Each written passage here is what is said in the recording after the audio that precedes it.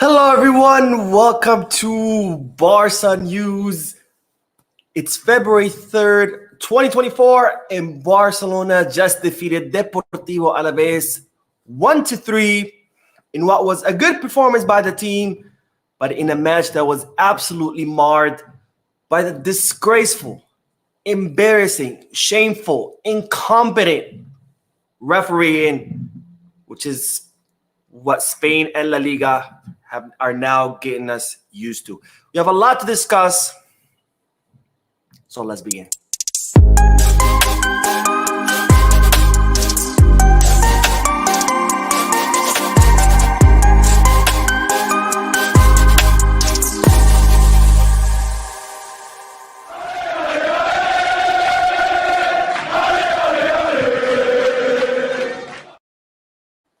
Hello everyone, welcome to the channel. My name is Mo and this is the post-match live analysis where we analyze Barcelona matches as soon as they end and where I also get to interact with all of you in the comment section, reading your comments out loud, answering any questions and getting a discussion going. And this is not to be confused with the Barcelona or Barca News podcast, which are on every Mondays and Wednesdays, 7:30 p.m. Eastern Standard Time, where we discuss Barcelona news. Now, having said that, make sure to hit the like button.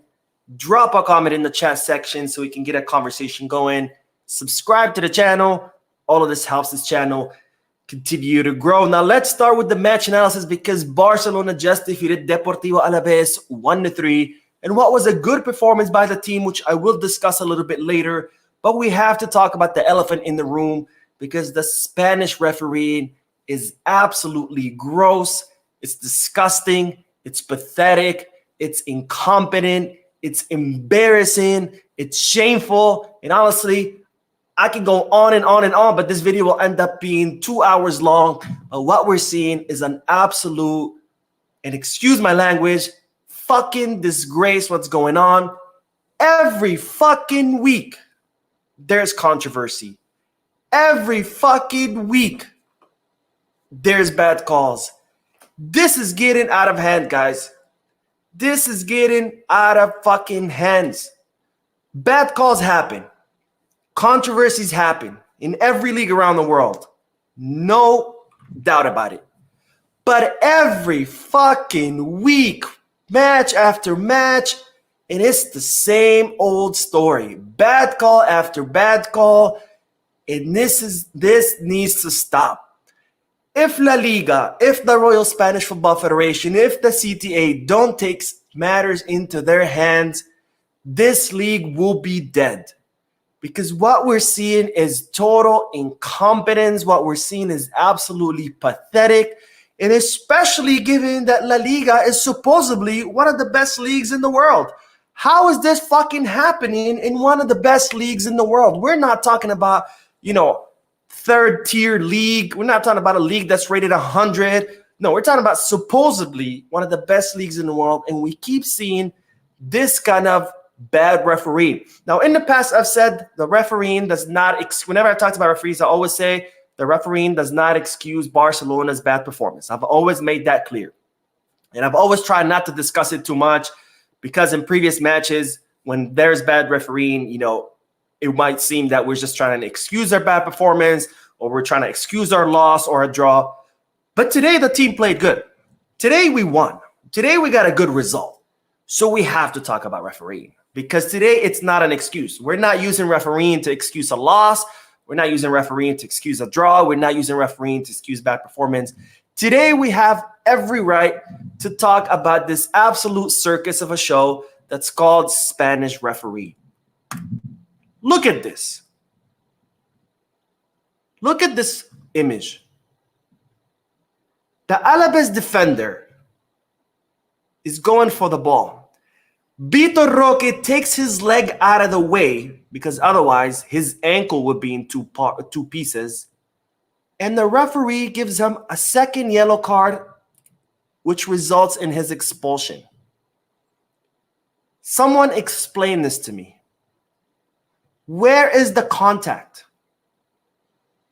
Vitor Roque gets fouled, and as a result, he gets red carded. What is he supposed to do? Is he supposed to keep his leg there so his ankle can be shattered? Is that the only way you can avoid a red card? Now look at this. This wasn't a red card. You tell me. Look at this. No contact. Results in red card. And now look at this. Not a red card. And if you're wondering why, by the way, the answer is very clear. This is the referee from today's match, Munwera. If you don't know what it says on the cover of this newspaper, there was an investigation done into this referee where they went back to his town where he grew up and they interviewed everybody that knew him, family, friends, neighbors. And everybody said that he's always been a Madridista. Coincidence? I don't think so.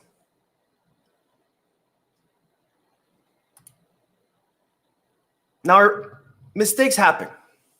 Referees miss things sometimes. Sometimes they don't see things. Our eyes are not cameras. Our eyes are not perfect. We're human beings. We all do make errors. But where the fuck is the VAR? How come we spent millions and millions of euros on this technology that's supposed to make football better if it's not going to make football better? Why do we spend millions of euros equipping each stadium with state-of-the-art cameras, extremely expensive cameras, with state-of-the-art VAR rooms with extremely expensive equipment, then spent millions on supposedly training referees on how to use this equipment? Why did we do all that if we're not going to use the VAR? Where is the VAR? You telling me the VAR with all its technology, with all the different angles they can see, with all the different speeds, you're telling me you couldn't see this? This is a screenshot, by the way. It took me less than a second to go back to this part and screenshot it. You're telling me VAR with the millions of euros they've spent, you cannot see this? But me with a piece of shit computer can pull this image and tell you that it's not only it's not a yellow card, it's not even a foul. Where is the VAR? Someone explain this to me. How come when Madrid plays Almeria, they go to the VAR 3 times, spending 10, 15 minutes on each call? They got them all wrong, but whatever, we can debate that. But how come Real Madrid the referee gets to go 3 times to the VAR in one match, but we can't even go one time to the VAR? And this is every match. Every bad call, every penalty kick that's been committed against Barcelona, every foul that's been committed at Barcelona, the referees haven't even gone once to the VAR. But when it's Real Madrid, let's look at it from all angles. Let's slow it down. Let's speed it up. Let's zoom in. Let's zoom out. But you're telling me VAR didn't see this? But it saw this, and it didn't think it was a red card or a foul. But it couldn't see this. This is an absolute disgrace. And by the way, I don't know if you guys remember this, but at the beginning of the season, I reported about a meeting that the referees had with all the managers from the 42 professional teams in La Liga, so first and second division. As usual, every season this happens. The referees meet with all the managers in order to explain any new updates, any changes in the rules, how things are going to be applied in order to clarify things all around. And in that meeting, Ancelotti said, we need to stop going to the VAR so much because it's interrupting matches and it's taking away minutes from playing time. And the referees present and the members from the CTA present, they all said, yes, we agree with you 100%. We are not going to go to the VAR. We're only going to use the VAR in extreme situations because, yes, Ancelotti, yes, Real Madrid, yes, Papa Perez, we agree with you. VAR takes too much time away from matches. It's too disruptive, and interrupts playtime. And what a coincidence that the same season where Real Madrid suggests to the referees not to go to the VAR, we get week after week of bad calls where the VAR does not interfere. But we got week after week where the VAR does interfere in Real Madrid matches, but not in other matches. Is it a coincidence? No. But then, Negreira, guys. Barcelona bribed referees, Negreira. Oh my God, it's them who stole trophies. This is ridiculous. And by the way, if you don't think that this is a result of the Negreira case, it totally is. We have the Negreira case, and we have what Real Madrid TV is doing. We're constantly publishing videos criticizing referees, and this is the direct result of it, where referees want to rule extra harsh against Barcelona because they don't want to be perceived as corrupt because of the Negreira case. But at the same time, they're terrified of ruling against Madrid because they're afraid of being perceived as Madridista haters because of what Madrid TV is doing. This is the state of the Spanish league. It's absolutely disgraceful, embarrassing, it's disgusting. And if they don't take things into their hands, this league will die. They are suffocating this league. They are putting a pillow on its face and suffocating it, all for the sake of having Madrid win. That's what they want. Just cancel the competition. Just cancel the matches. And just give the trophy to Madrid. Why are we doing this? Why are we going through all these matches week after week? We're having players injured left and right, players dropping like flies all across the board. Why are we doing this? Just cancel the competition. Give the trophy to Madrid, and let's get it done. Then Barcelona can focus on getting a new coach, rebuilding the squad. We don't have to waste our time flying from city to city. But anyways, let's do the chat section, guys, and then I will talk about the actual match, the performance of the team, the players, etc. I do want to say a few things about the team. Good match again. We'll discuss it a little bit more detail, but let's see what everybody's saying. Gogi says, Xabi, Lamine, Kouarsi, Gundogan, Pedri, and Vitor.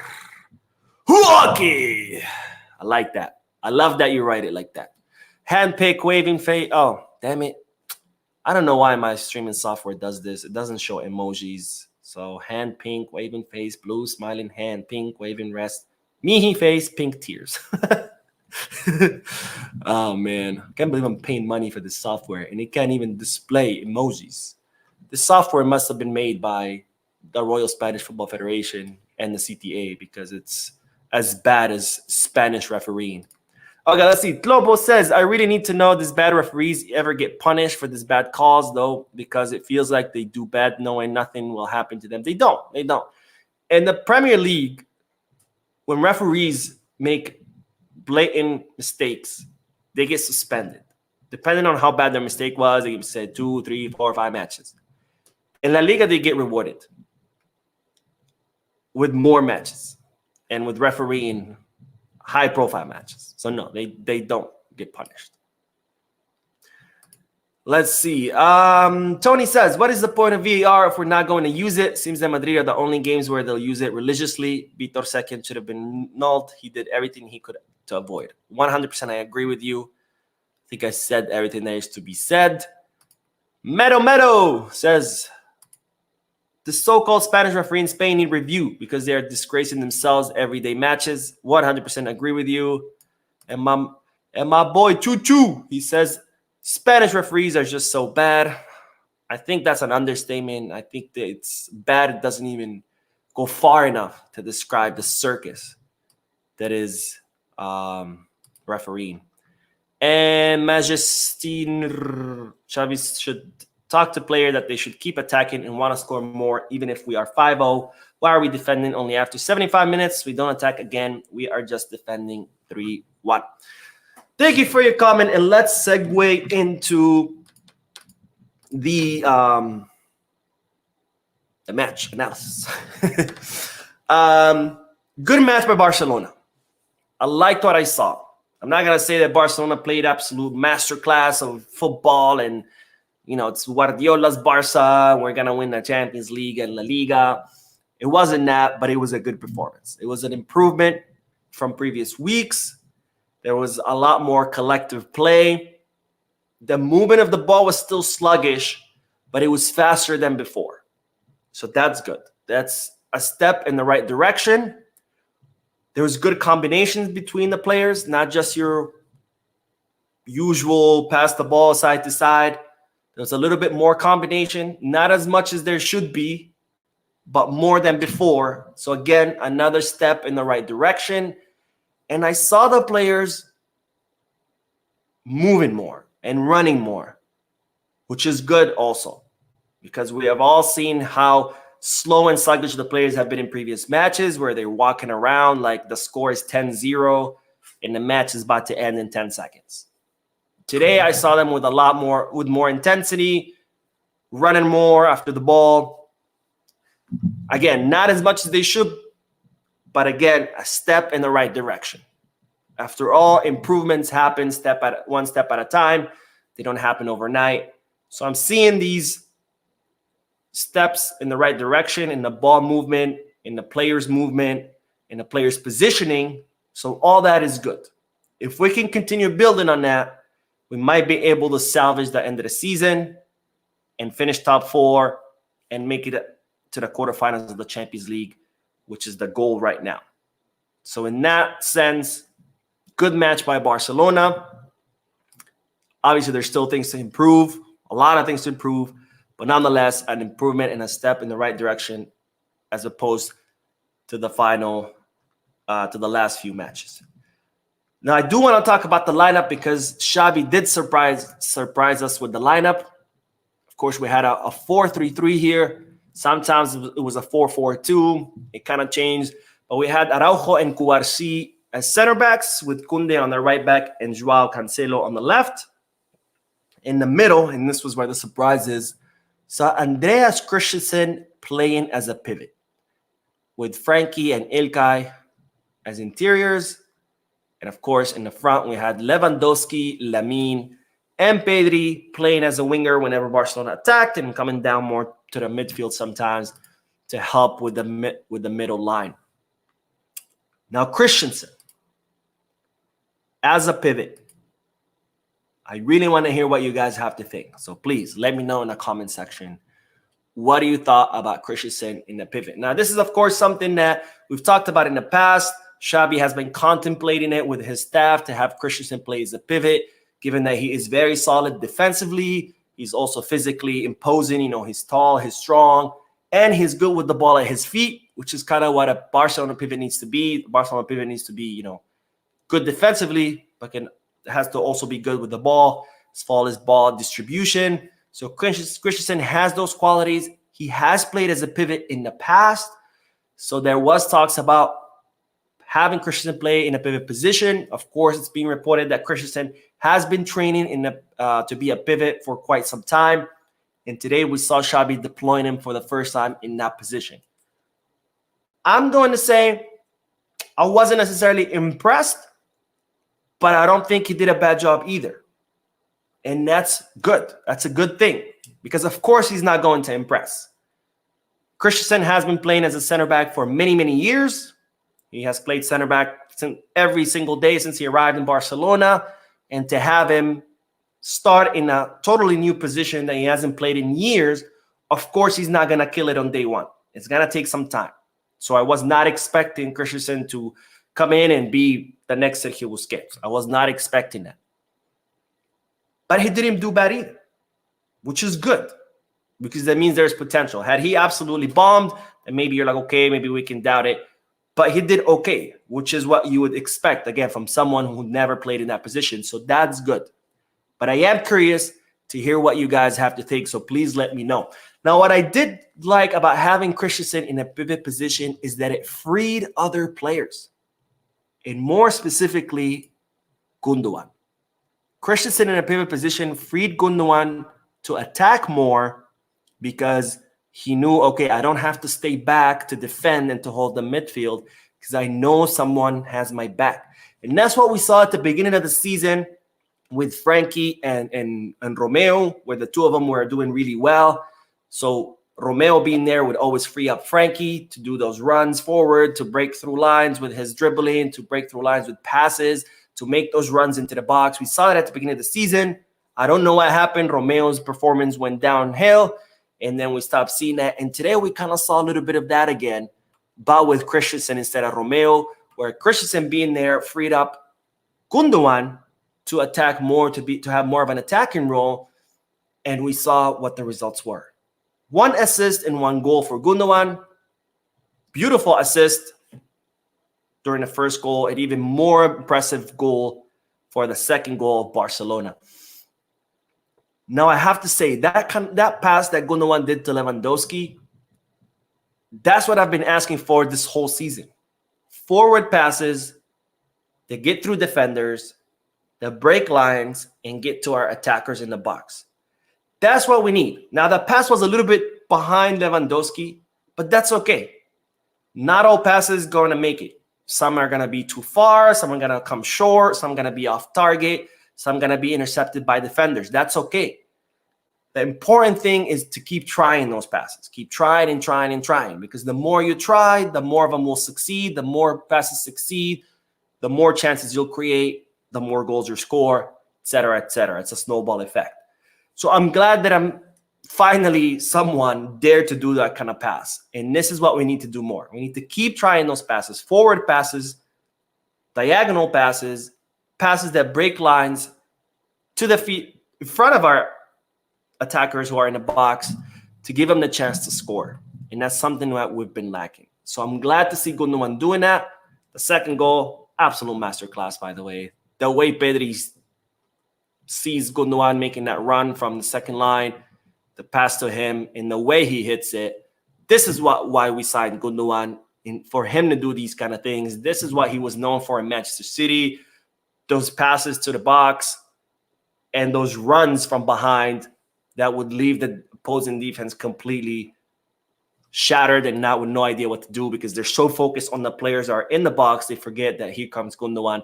This is why we signed him. This is what he used to do at Manchester City. I'm glad to see him doing that here in Barcelona. It paid off. We got 2 goals out of it. By the way, masterclass finish by Lewandowski. But of course, we've seen him do that a million times with Bayern. So not surprised there. It is good to see him score after so many matches where he had it. Anyways, let's get back to the comment section, because I've been talking for a while. And then we'll talk about a few more players. And then we'll end the live stream. All right. Let's see. I'm going to go.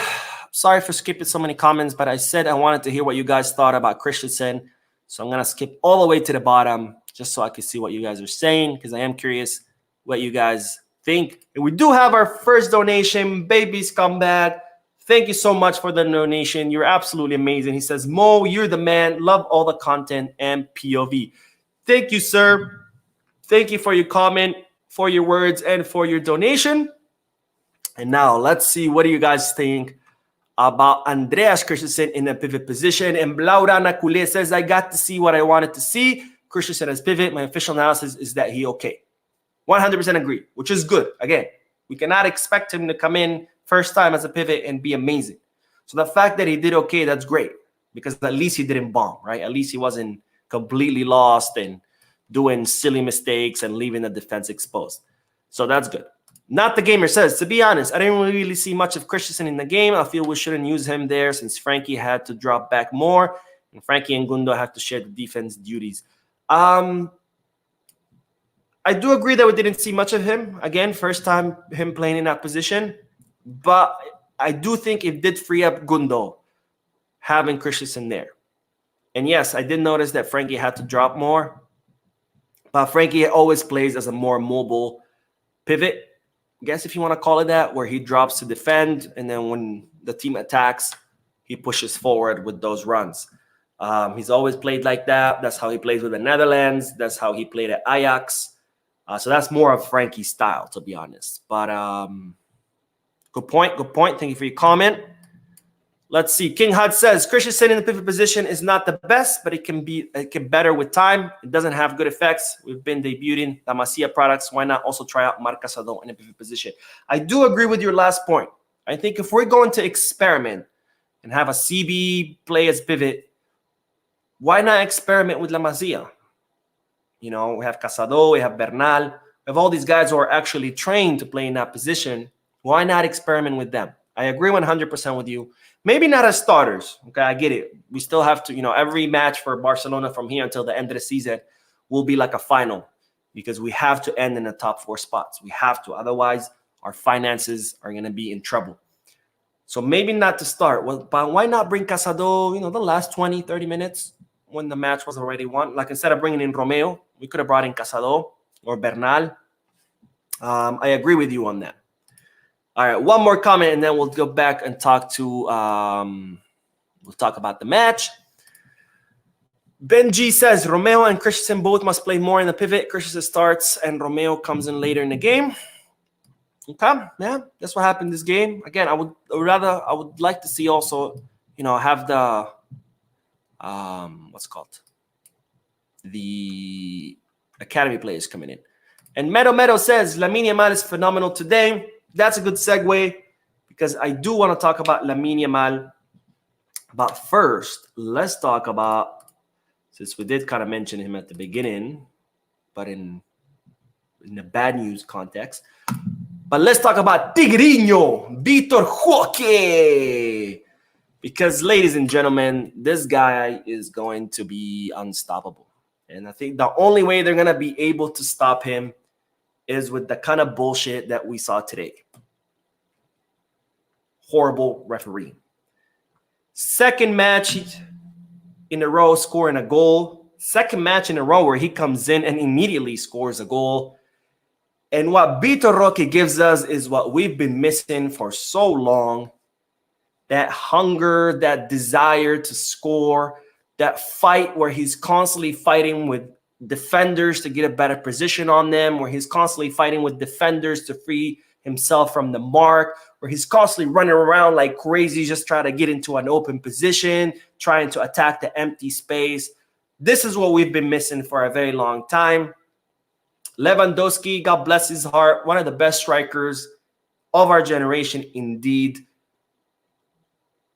But the problem is always the same. Lewandowski just stands there waiting for the ball while this guy fights his ass off to get open in order to get the ball. And it's like that every time Barcelona has the ball. Every time Barcelona has the ball, he is fighting with defenders. He is fighting to shake his mark off. He is fighting to get open because he is hungry. He wants the ball. He wants the chance to score. He wants to score, and he has scored 2 matches in a row, only a few minutes after coming in.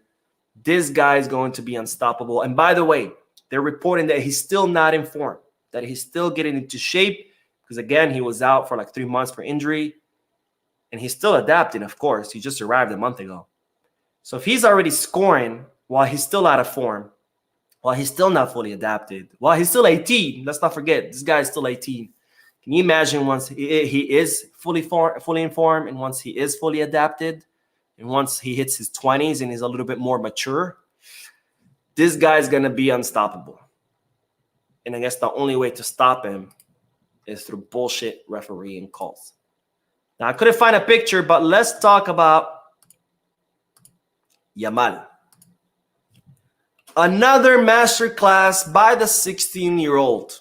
And if by now you don't believe his coaches when they say that they haven't seen talent in La Masia like Lamine's since Lionel Messi, then you are not paying attention because this guy keeps getting better and better and better with every match.